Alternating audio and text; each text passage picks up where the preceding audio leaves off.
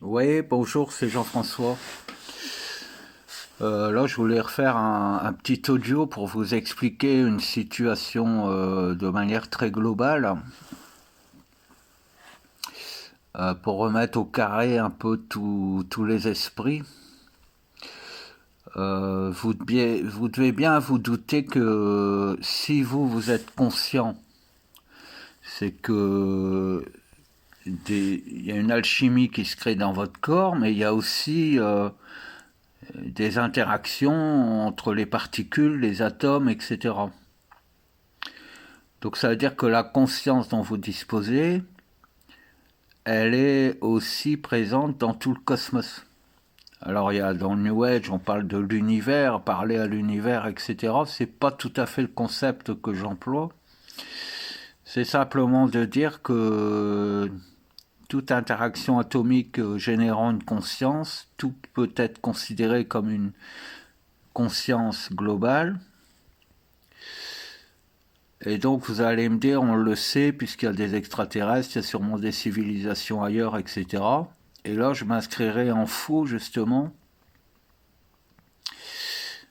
parce que comme je l'ai toujours dit, quand vous avez une douleur, votre conscience se focalise à un endroit de votre corps et vous en oubliez quasiment le reste du corps. Et ben dans le cosmos, c'est pareil. Dès que des présences sont...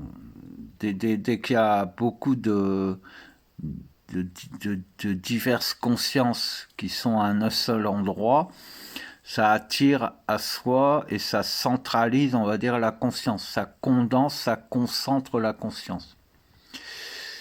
Et donc, en fait, ce que j'ai compris, c'est que on se dit, il y a la Terre, il faut sauvegarder la Terre, etc.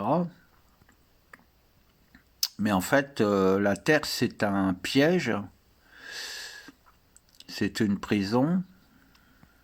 Et en fait, ça n'est pas une prison pour nous-mêmes. Nous sommes les geôliers, c'est-à-dire que nous, en tant qu'humains, nous sommes en quelque sorte issus de géants cosmiques qui ont effectivement généré plusieurs types d'expériences. Ces géants sont eux-mêmes issus de la conscience cosmique globale. Et en fait, les expériences ratées normalement sont libérées. Elles retournent dans le futur temps et elles deviennent l'expérientiel qui sert à faire évoluer la vie, on va dire, des êtres cosmiques. Ou de l'être cosmique que j'appelle, moi, l'absolu ou la conscience absolue.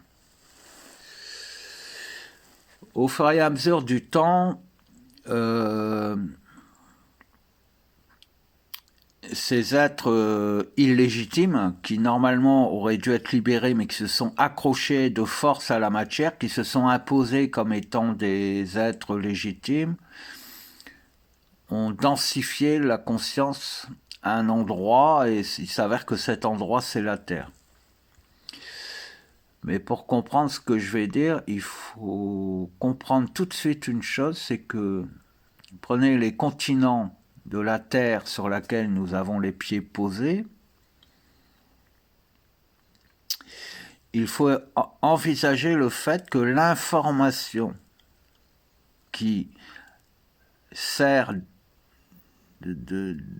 qui assemble les atomes qui constituent la Terre, toute l'information tapisse, on va dire, la voûte céleste au niveau cosmique. C'est-à-dire que cette fameuse frontière entre l'endroit où il commence à y avoir des particules, où le temps se densifie en particules, et l'endroit avant ce lieu où il n'y a rien, crée une frontière, donc ça crée un genre d'écume, un genre de placenta, un genre d'échange, et c'est là que réside la conscience absolue. Cette conscience absolue, avant, était consciente. Mais elle avait très peu d'expérience dans le fait de de connaître la vie sous toutes les formes. Donc elle avait très peu d'expérience, et peu à peu, en générant plusieurs types de géants, par exemple, certains de ces géants qui auraient dû être dissous se sont imposés comme des géants légitimes. Et ils ont insisté pour continuer à vivre. Et en fait, comme la conscience cosmique était innocente, elle n'a pas réagi. Et donc ces géants se sont densifiés de plus en plus jusqu'à devenir la Terre, puis la végétation, les animaux et les humains. Donc nous sommes, nous, en fait, une branche illégitime de la vie du cosmos. Et comme nous sommes très matériels, nous avons une puissance psychique beaucoup plus importante, puisque nous ne sommes pas vaporisés dans une grande étendue. Tout est densifié. C'est l'histoire de la sphère hyperdense qui, soi-disant, est à l'origine de toutes les particules cosmiques. Ce qui est archi faux, mais c'est une image, c'est une façon de vous faire accepter le fait que vous soyez, vous, cette masse psychique qui empêche le cosmos d'être conscient, parce que la conscience ne peut être densifiée qu'à un seul endroit. C'est pour ça que j'ai toujours beaucoup ri quand les gens nous parlent de planètes habitées ailleurs et d'autres civilisations. C'est absolument impossible, et en tout cas, si ces civilisations existent, elles ne sont pas conscientes. Donc elles ne peuvent pas être évoluées, etc. C'est impossible. Nous sommes les êtres les plus conscients du cosmos. Mais en fait, de ce fait, nous monopolisons la conscience. Et pourtant, l'énergie qui nous fait vivre, c'est le transfert énergétique d'un bout du cosmos à l'autre. Donc c'est des transferts qui sont opérés pas régulièrement, mais constamment. Donc c'est toutes les particules qui vous traversent en permanence. Et soit elles s'inscrivent en vous, soit elles vous passent au travers, soit elles se transforment en mémoire, soit elles rebondissent sur vous. Et toutes ces particules créent un magma qui constitue en gros une atmosphère terrestre. Et après, elles sont en attente de libération ou de commutation en être vivant ou en pierre ou peu importe. Mais ce sont des parties que l'on arrache au corps cosmique en fait. Et ce corps cosmique ne pouvait être conscient puisque nous monopolisions toute la conscience. Tous les systèmes de conscience atomique dans le cosmos se dirigeaient vers nous, en fait. Donc là, comme l'être cosmique est au-dessus de la matière, tout était arraché et ne pouvait venir jusqu'à lui. Donc c'est un peu la princesse endormie, en fait, qu'on nous donne dans les contes de fées, c'est un peu ça. Et en fait, au fur et à mesure de notre éveil, donc au fur et à mesure que la matière elle-même s'est libérée, nous avons été ascensionnés, on va dire, et une partie de notre conscience s'est libérée de l'électromagnétisme terrestre et est retournée à son origine, c'est-à-dire là, à son lieu de vie légitime.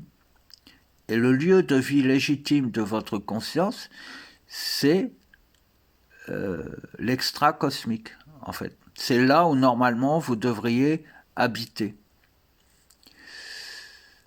Voilà. Et donc, certains êtres humains le savent et ils font tout pour martyriser, pour attirer à eux, pour empêcher ce géant cosmique de devenir conscient. Mais vous êtes complice d'eux. C'est-à-dire que, ne serait-ce que le fait d'inventer des religions, alors que vous êtes vous-même déjà un être cosmique,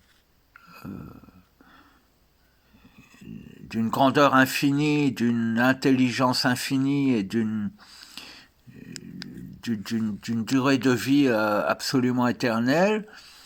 Vous, comme vous êtes complices des petits cons qui veulent capter la conscience et toute la richesse cosmique pour eux-mêmes, parce que normalement ils devraient être dilués ou pulvérisés, en fait ils se servent de vous comme des otages par rapport à la conscience cosmique. Donc la conscience cosmique, quand elle se rapproche de la matière, elle commence à être consciente, mais bien qu'elle soit à la perfection, elle n'a pas d'information sur ce qu'elle doit devenir.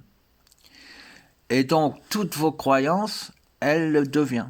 Vous imaginez aujourd'hui être un être galactique, vous vous imaginez dans votre subconscient comme étant un grand seigneur d'une galaxie quelconque, eh bien la galaxie va se former et ce grand seigneur que vous imaginez être va exister. Simplement parce que la conscience cosmique va passer au travers de l'information psychique que vous aurez développée et donc elle va arrêter sa décision là puisqu'elle n'a pas d'autres informations.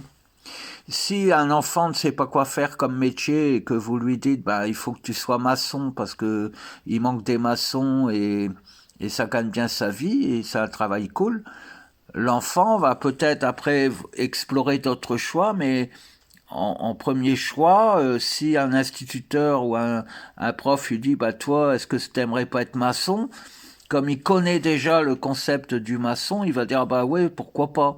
Ça lui facilite la tâche. Et ben la conscience cosmique, quand elle traverse le cosmos et qu'elle est freinée par la matière, elle prend conscience d'elle-même, mais elle ne sait pas quoi faire. Donc si on l'a autoprogrammée, qu'on a lancé dans la galaxie des informations en disant il est super d'être une vache, ou il est super d'être un chien, ou il est super d'être un cheval, bah, elle devient un cheval en fait. Elle va être aimantée par l'égrégore des chevaux. Voilà, donc en fait c'est compliqué à vous expliquer. Et là en fait, tout bonnement, j'ai fait prendre conscience de ce que je viens de vous dire à la conscience absolue. Et là elle prend confiance en elle et elle commence à venir se récupérer elle-même sur Terre. Et elle va arracher de l'atome tout ce qui ne lui convient pas. Donc il va y avoir beaucoup de morts parmi vous, en fait. Voilà, c'est ça que je voulais vous dire. Je vous embrasse.